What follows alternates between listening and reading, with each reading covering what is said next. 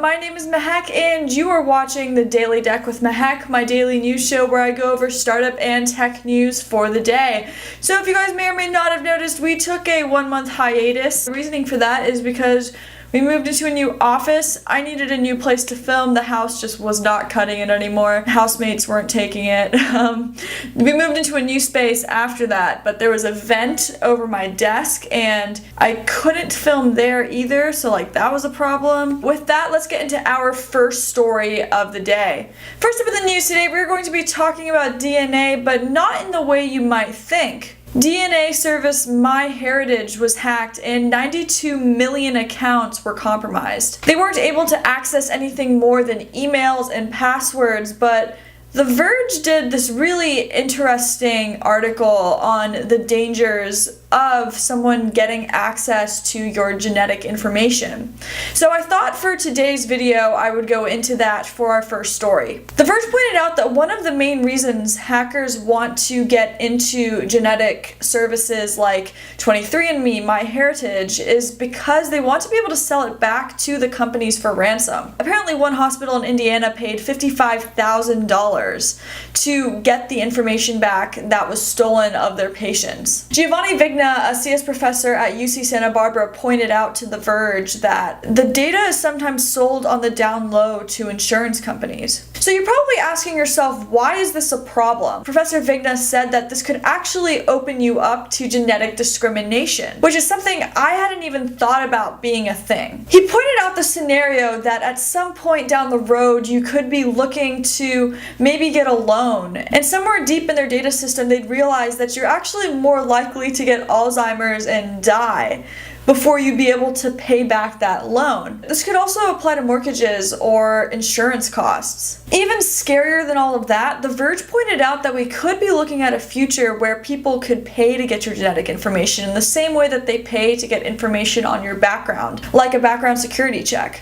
There's another scary thing about hackers stealing your information. Apparently, consumer tests like 23andMe and competitors don't have all of their tests approved by the FDA. Sometimes their consumer tests are often wrong or they aren't correct. And because genetic literacy isn't this huge thing that everyone knows, we run into this problem where even if your genetic information is wrong, there'd be no way to actually tell if it is. If your background check is wrong and you look at that and you're like, I didn't rob that house, I didn't go to federal prison, you'd be able to say that, but you wouldn't be able to say, looking at your genetic information, that you're more susceptible to Alzheimer's. I really like this article and I suggest that you give it a read because consumer tests aren't currently covered by HIPAA, otherwise known as the Health Insurance and Portability and Accessibility Act. But medical tests are covered by HIPAA. We need to have regulations set in place for problems like this arising in the future. I'd love to hear your thoughts on this story and all the other stories that I cover today. With that, let's get into our second story of the day. For our second story today, and a little bit of fun, MIT's Media Lab is in the news today for creating Norman, the world's first AI psychopath. I promise you, it's as scary as you think. The name clearly comes from Norman Bates, the crazy motel owner / manager that was first introduced in Alfred Hitchcock's Psycho in 1960. They subjected Norman to the deepest corners of Reddit. They wanted to represent the dangers of what could happen if AI goes wrong. On their website they said, Norman is an AI that is trained to perform image captioning, a popular deep learning method of generating a textual description of an image. We trained Norman on image captions from an infamous subreddit that is dedicated to document and observe the disturbing reality of death. They then compared Norman's answers to a standard image capturing neural network trained on the MS COCO dataset on Rorschach inkblots. I think I pronounced that right. And oh my gosh, these results are incredibly creepy. Like this one. Norman says he sees a man being electrocuted and catches to death, whereas the standard AI saw a group of birds sitting on top of a tree branch. For this image, Norman said that he saw a man shot dead. The standard AI said it saw a close-up face with flowers.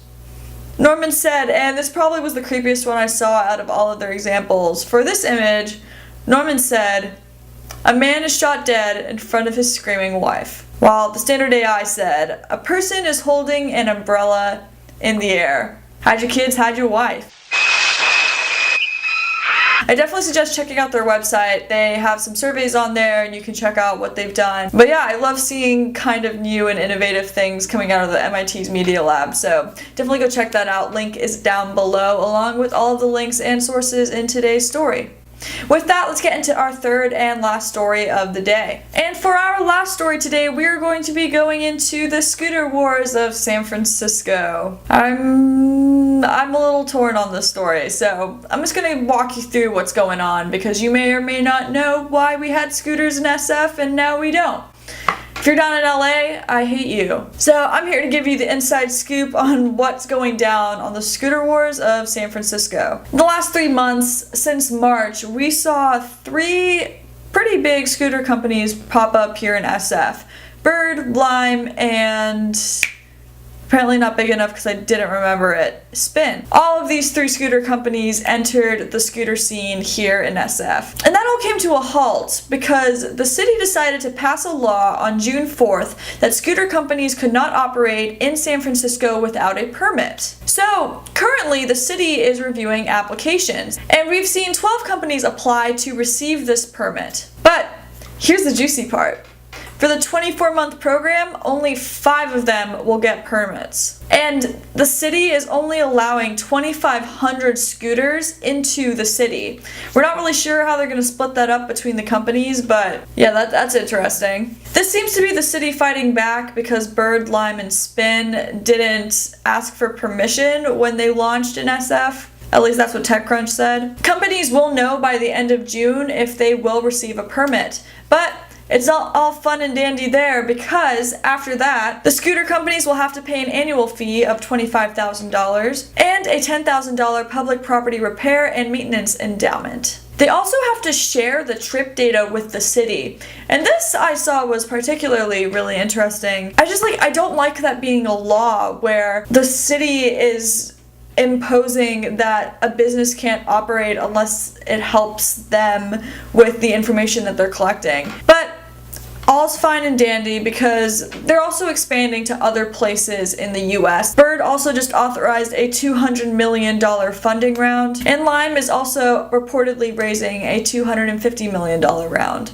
So it doesn't look like these companies are going anywhere. I'm interested to see where the story progresses and where it goes. I don't like the way these electric scooters were handled when they were here in SF. I don't mind regulation to make sure that we don't see scooter parts in the middle of the street, and maybe that includes putting docking stations up or doing something to make it a little bit more organized. I don't like the level to which the city has gotten involved with the scooters though. I don't know why it's so much harder up here, whereas down in LA, people seem to treat the scooters down there with a lot more respect. They're parked better. I think if there's some way that the companies themselves can regulate and can make it better, I think that would be the best. It also just comes down to taking care of the city and making things flow. So I see where the city's coming from.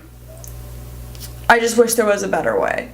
I'm interested to hear your thoughts on this story and all of the other stories I talked about today. If you haven't subscribed to our newsletter, I, along with this show, send out a daily newsletter with emojis and just headlines of stories that you should read or check out along with sources. We also have a messenger bot that sends out breaking news stories, and we also have a Facebook group, so if you want to join that, you can do that as well. If you like this video, make sure to give me a thumbs up, and if you didn't like this video, tell me why, because it's really important to me that you enjoy these videos and like watching them because it's a lot of fun for me to make them. If you haven't hit that subscribe button, make sure to do that now. Gotta punch it. Pretty dope. We post videos on this channel Mondays through Thursdays between 9 to 10 a.m. on this channel. With that, my name is Mahak. Thank you so much for watching, and I'll see you tomorrow. Peace.